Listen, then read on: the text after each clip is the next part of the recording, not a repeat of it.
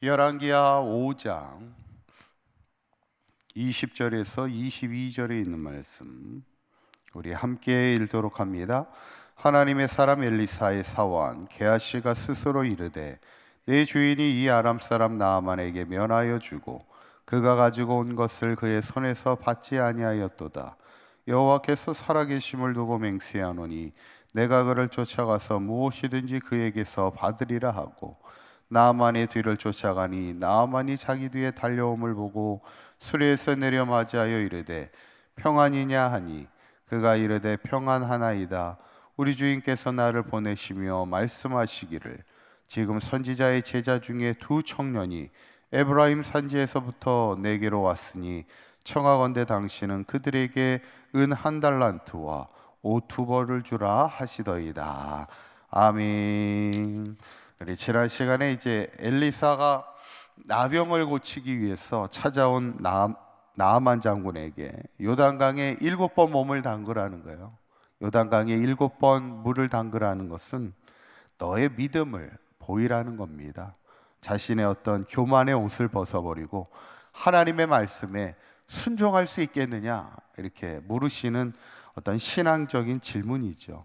그때 나아만이 그 옷을 벗어버리고 말씀에 순종하여 7번 들어갈 때 그의 살이 어린아이의 살같이 깨끗하게 회복되는 어떻게 보면 참 아름다운 치유의 사건을 우리가 보게 되는데, 그런데 나만 장군의 이야기의 이제 마지막 부분은 참 씁쓸한 이야기로 이제 마무리가 됩니다. 그것이 바로 뭐냐면 엘리사의 사원 게하시의 어떤 탐욕의 이야기인데, 20절에 있는 말씀을 보면 하나님의 사람 엘리사의 사원 게하시가 스스로 이르되 뭐라고 얘기하냐면 마지막에 보면 내가 그를 쫓아가서 무엇이든지 그에게 받으리라.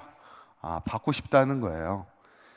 엘리사는 그 예물을 주는 나아만 장군의 예물을 거절하죠. 그만큼 엘리사는 어떤 욕심이 없고 하나님 앞에 순수한 신앙의 사람이라면 그의 사원 게하시는 순수하지는 못했던 것 같아요. 아까운 거죠. 예물을 주려고 했던 것을 받지 않은 것, 충분히 받을 수 있다고 생각을 해서 그를 쫓아가서라도 내가 받아야겠다. 어떻게 보면 탐욕의 부분입니다. 이 탐욕이라는 것이 지나친 욕심이에요. 그냥 어떻게 보면 아까운 마음으로 끝나는 게 아니라 그것을 내가 쫓아가서라도 그걸 받아와야 되겠다라는 어떤 그 모습이 이제 탐욕적인 부분을 보여주게 되는데, 결국 게하시가 어떻게 합니까? 나아만을 쫓아가서 22절에 보면 이렇게 이야기하죠. 지금 엘리사가 선지자의 제자 두 청년이 찾아왔는데 그에게 은 1달란트와 옷 2벌을 주면 좋겠다 이렇게 이야기하는 거예요. 참 그럴듯하게 얘기합니다. 이거는 엘리사가 가지려고 하는 게 아니라 지금 엘리사를 찾아온 두 선지자의 제자들에게 줄 달란트와 옷을 좀 달라 그렇게 청합니다 이렇게 이야기해서 어떻게 보면 이제 탐욕의 문제에서 끝나는 게 아니라 그 탐욕을 이루기 위해서 또 거짓을 말하게 되는 어떤 게하시의 모습을 보게 됩니다. 결국 게하시가 돈과 옷을 받아가지고 돌아오게 될 때 엘리사가 돌아오는 게하시를 향해 이렇게 이야기하죠. 25절에 있는 말씀을 보면 한번 읽어볼까요? 시작. 들어가 그의 주인 앞에서 서니 엘리사가 이르되 게하시야 내가 어디서 오느냐 하니 대답하되 당신의 종이 아무데도 가지 아니하였나이다 하니라. 또 한 번 거짓말을 또 합니다. 저 아무데도 갔다 오지 않았어요. 딱 이렇게 얘기하는데 엘리사가 뭐라고 그래요? 게하시야 내가 어디서 오느냐 이렇게 이야기합니다. 참 이 장면을 보면 항상 우리가 하나님 앞에 죄를 지을 때 하나님이 이렇게 부르시는 장면을 우리가 잘 보게 됩니다. 성경에 보면 아담이 하나님의 말씀을 어기고 선악과를 먹을 때 성경에 보면요 하나님이 아담을 부르세요. 아담아 어디 있느냐 이렇게 부르십니다. 가인이 아벨을 죽였을 때도 하나님이 가인을 부르세요. 가인아 어디 있느냐 이렇게 부르세요. 이게 다 지금 뭐예요? 오늘 엘리사가 게하시를 부르면서 너 어디 갔다 왔느냐 이렇게 묻는 거예요. 이게 뭐냐면 이미 알고 있다는 거예요. 어쩌면 아담이 죄를 지을 때도 가인이 죄를 지을 때도 오늘 게하시가 죄를 지을 때도 하나님이 이미 다 보고 계시다는 겁니다. 그리고 부르시는 것을 보게 돼요. 어린이 찬양 중에 그런 찬양이 있잖아요. 내 눈이 보는 것을 조심해라는 그런 찬양이 있습니다.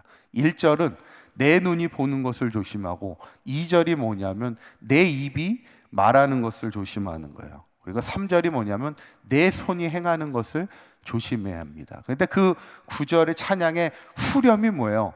왜 우리가 말하는 걸 조심하고 행하는 걸 조심하고 왜 그걸 조심해야 되냐 하면, 그 마지막 후렴은 위에 계신 하나님께서 우리를 사랑스럽게 보고 계시다는 거예요. 우리를 보고 계시다는 거예요. 하나님은 다 알고 계시다는 것이죠.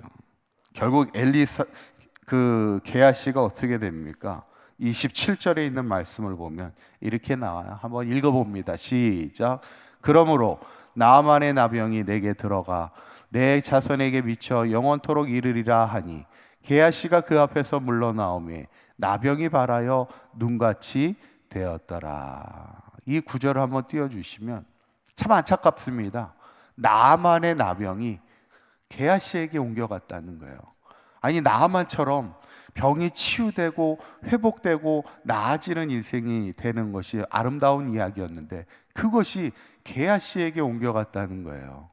어쩌면 게하시도 참 귀한 인물입니다. 누구냐면 엘리사의 사환이잖아요. 하나님의 사람을 수종두는 사람이었잖아요. 그 당시 하나님의 사람을 수종든다는 것도 그도 하나님의 사람인 거잖아요. 그러면 어떻게 보면 잘 되는 인생을 살아야 되는데 어떻게 보면 나병이 걸리는 그런 참혹한 일이 당하게 되고, 가장 가슴 아픈 구절이 뭐냐면 나병이 내게 들어 내 자손에게 미쳐 영원토록 이르리라, 이 말씀이에요. 그 나병이 게하시에게만 머무는 게 아니라 그 자손을 통해서 영원토록 이어가게 하시다는, 어떻게 보면 참 가혹한 말씀이에요. 게하시의 잘못으로 인해서 자손에게 그 벌을 묻겠다는 거예요. 게하시의 그 탐욕과 어떤 거짓의 문제를 철저하게 다스리겠다는 거예요. 어쩌면 이 본문은 마치 우리가 아나니아와 삽비라가 초대교회 때 하나님 앞에 자신의 재산을 팔아가지고 교회에 헌금할 때 그것을 일부 감췄다는 이유 때문에 하나님이 어떻게 하세요? 아나니아와 삽비라를 결국 두 사람이 죽게 되는 참혹한 일을 벌이게 됩니다. 헌금하고자 했던, 자신의 재산을 팔아 헌금하고자 했던 아나니아와 삽비라지만 그의 탐욕의 문제와 거짓의 문제를 다스리지 못할 때 그를 철저하게 제외시키는 하나님의 참혹함을 보게 되는데, 결국 뭐냐면 하나님의 사람일수록, 우리가 하나님의 일을 할수록 이 탐욕과 거짓의 문제를 잘 다스려야 된다는 것을 우리에게 보여주는 귀한 말씀인데, 저는 바라기는 우리 사강교회 모든 성도님들이 우리의 인생이 기왕이면 점점 나아지는 인생이 되고 하나님의 일을 하면서 승리하는 인생이 돼야지, 게하시처럼 무너지는 인생이 탐욕으로 인하여 거짓의 문제로 인하여 넘어지는 인생이 되지 않도록 날마다 우리가 성령님의 충만함으로 모든 영적 싸움에서 승리하는 인생이 되어 마지막까지 하나님의 일을 잘 감당하며 하나님의 영광된 삶을 살아가는 우리 사강교회 모든 성도님들이 되시기를 주님의 이름으로 간절히 축원합니다. 기도하겠습니다. 고맙고 감사하신 하나님, 오늘 엘리사의 종 게하시의 마음에 탐욕이 들어가고 거짓을 말하게 되는 하나님 앞에 죄를 지을 때 결국 나만의 나병이 그 게하시에게 들어가게 되는 안타까운 상황을 우리가 보게 됩니다. 우리의 삶이 하나님의 일을 하면서 탐욕의 문제와 거짓의 문제를 조심하게 하여 주시고 마지막까지 이 영적인 싸움에서 끝까지 승리하며 오직 하나님의 영광을 위하여 귀하게 흔들림 없이 쓰임받는 삶을 살아가는 우리 사강교회 모든 성도들 되게 하여 주시옵소서. 오늘도 이 새벽을 깨우며 주의 전에 나온 사랑하는 기도의 사람들을 주님 축복하여 주시고 저들의 삶이 점점 나아지는 인생 되게 하시고 마지막까지 하나님의 영광을 위하여 존귀한 삶을 살아가는 기도의 용사들이 다 될 수 있도록 주님 축복하여 주시옵소서. 우리 주 예수 그리스도의 이름으로 기도하옵나이다. 아멘.